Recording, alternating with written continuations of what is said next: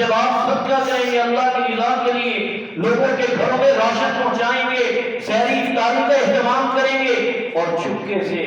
دیکھیں گے کہ فلاں ضرورت مند ہے، اس کی مدد کریں گے، فرمایا ومن تصدق بصدقۃ ابتغاء وجہ اللہ، جس نے اللہ کی رضا کے لیے صدقہ دیا،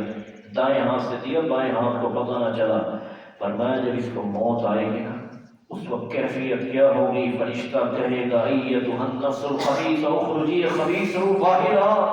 طرح طرح کے معاملات شروع ہو جائیں گے جن لوگوں نے اللہ اور اس کے رسول صلی اللہ علیہ وسلم کی نافرمانی کی ہوگی، لیکن یہ صدقہ کرنے والا، اللہ کی رضا کے لیے دینے والا، لوگوں کو روزہ رکھواتا ہے، سحری افطاری کا اہتمام کرتا ہے، فرمایا جب اس کو موت آئے گی دخل الجنہ، اللہ تعالیٰ اس کو جنت میں داخل فرمائے۔ اللہ تعالیٰ مجھے اور آپ کو عمل کرنے کی توفیق عطا فرمائے، اللہ تعالیٰ مجھ سے اور آپ سے ہم سب سے راضی ہو جائے۔ وآخر دعوانا الحمد